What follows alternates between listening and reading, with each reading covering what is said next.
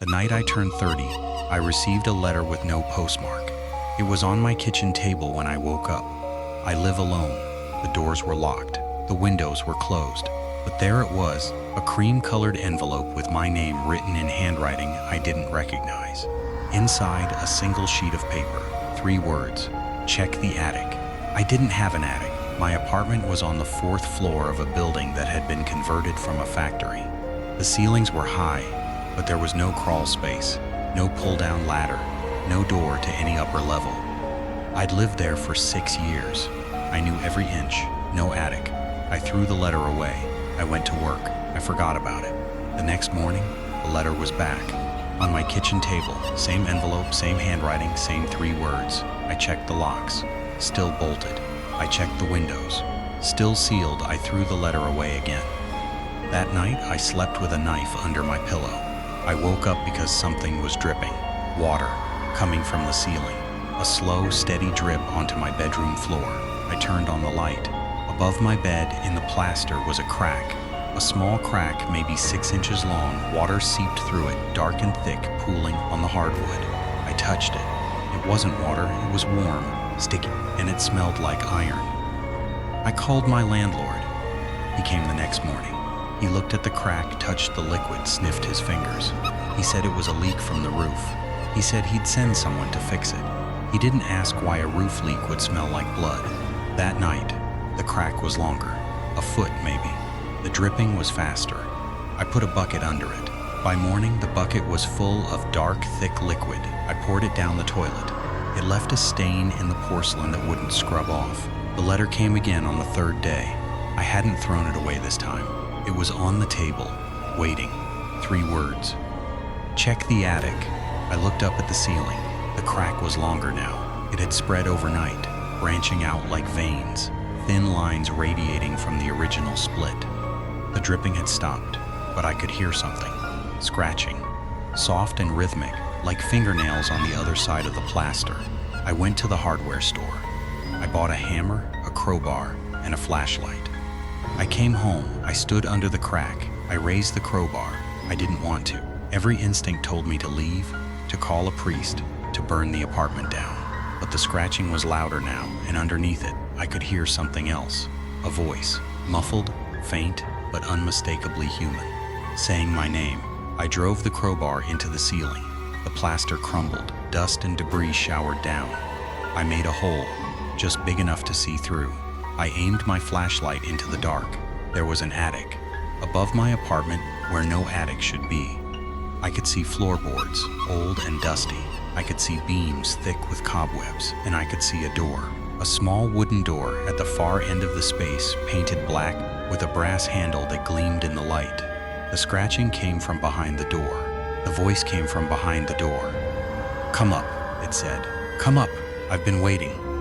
I widened the hole. I pulled myself up into the attic. The air was cold and dry, and smelled like old books and lavender. The floorboards creaked under my weight. I walked toward the door.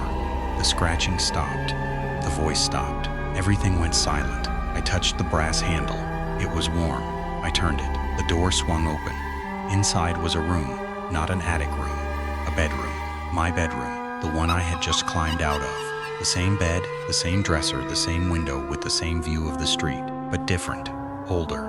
The paint was peeling. The window was cracked. And on the bed, sitting cross-legged, was a godchild. She was maybe 7 years old. Pale skin, dark hair, wearing a white nightgown stained with something dark. Her eyes were too large, too dark, and they were fixed on me. She wasn't breathing. Her chest wasn't moving. But she smiled. "You came," she said. Her voice was the voice I'd heard through the ceiling, thin and high, like a flute played underwater. "You finally came. I've been here so long. I've been calling for so long. But no one heard me. No one came." I asked her who she was. "I'm you," she said. "I'm the part you left behind. When you moved out of this room, when you grew up, when you forgot, I stayed here, in the space between the walls, in the place that doesn't exist anymore. And I've been waiting for you to come back." I shook my head. I said I'd never lived in this building. I said I'd never seen this room before in my life. She tilted her head. Her smile faded. "You don't remember. That's okay. They never remember. But you lived here when you were 7. Your parents brought you to this apartment. You slept in this room, and one night, you woke up because someone was scratching at the door. You opened it, and you saw me. I was standing in the hallway. I was wearing your nightgown. I had your face. You screamed. You ran. Your parents came. They said it was a nightmare. They moved out the next week. They never came back. But I stayed. I've been here ever since. She patted the bed beside her. Sit down. I want to show you something. I didn't sit, but my legs carried me forward. I sat on the edge of the bed. The mattress was cold, damp. The child reached under the pillow and pulled out a photograph. She handed it to me. It showed a family, a mother, a father, and a little girl. The girl was me, 7 years old with a missing front tooth and a yellow sundress. We were standing in front of a Christmas tree. I remembered that photo. It was in my childhood album. But in this version behind us, standing in the doorway, was the child, the one on the bed, wearing my nightgown, smiling. I've been in every photograph since then, she said. Every picture of you, from every birthday, every holiday, every vacation. I'm there, in the background, in the reflection, in the corner of the frame. You never saw me, but I was watching. I've been watching for 23 years. She took the photograph back. She tucked it under the pillow. And now you're here, in the attic, in the room that doesn't exist, and you can't leave. Not until you remember. Not until you admit that I'm real. I stood up. I walked to the door.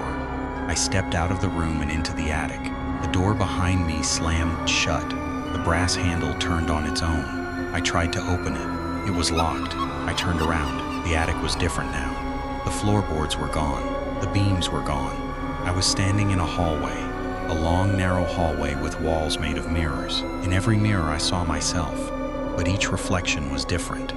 Older, thinner, wearing different clothes, different expressions. Some were smiling, some were crying, some were screaming silently, their mouths wide, their eyes wide, their hands pressed against the glass. At the end of the hallway, the child stood. She was taller now, older. She looked 14, maybe. The same dark hair, the same pale skin, the same 2 large eyes. She was wearing my clothes, a pair of jeans I owned, a sweater I'd bought last winter. You've been running from me your whole life, she said. Every time you moved to a new city, every time you changed jobs, every time you ended a relationship, you were running, not from them, from me, because deep down you knew that I was still here, waiting, growing, learning to wear your face. She walked toward me. Her feet made no sound on the mirror floor. You can't run anymore. You're here, in the place between the walls, in the space you forgot. And now you have to choose. You can stay with me.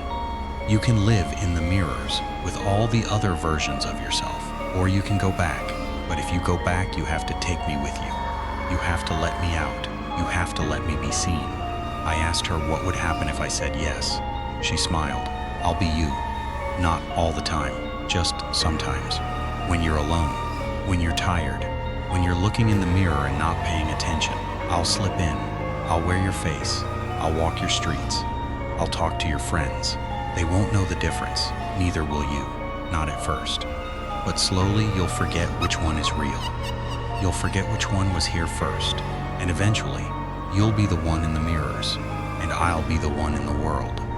I looked at the reflections, all those versions of me, all those faces. Some of them nodded, some of them shook their heads. Some of them pressed their hands harder against the glass, trying to get out. I looked at the child. She was 20 now, my age, my height, my build. She was wearing my clothes, my jewelry, my expression. She looked exactly like me, except for her eyes.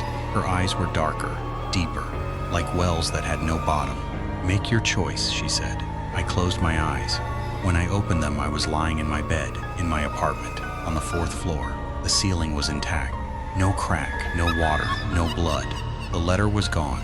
The attic was gone. Everything was normal. I thought it was a dream. I thought I'd imagined it. I got up. I made coffee. I went to work. I came home. I went to bed. But that night, I woke up because someone was standing at the foot of my bed. It was me, or it looked like me. Same height, same build, same face.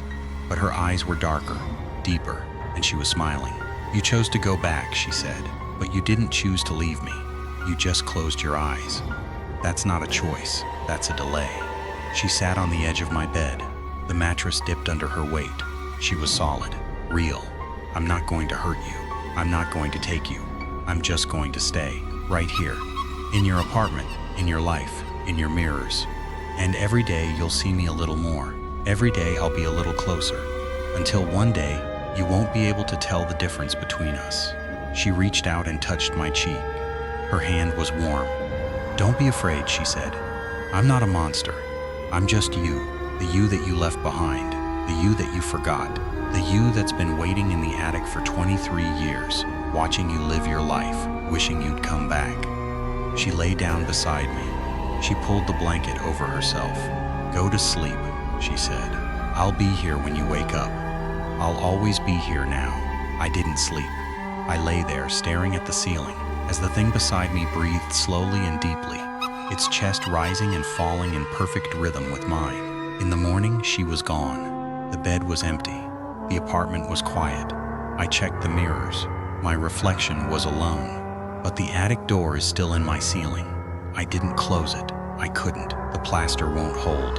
And every night when I turn off the lights, I hear her, moving around, humming, waiting.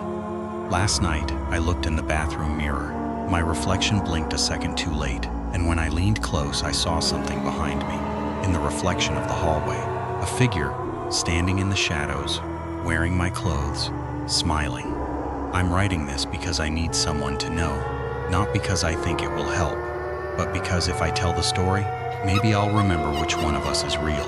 Maybe I'll remember that I was here first. But every day, it gets harder. Her voice sounds like mine. Her memories feel like mine. And sometimes when I pass a mirror, I can't tell if I'm looking at myself or if she's looking back. I have to go. She's calling me from the kitchen. She wants breakfast. I don't know if I'm making the coffee or if she is. I don't know if it matters anymore.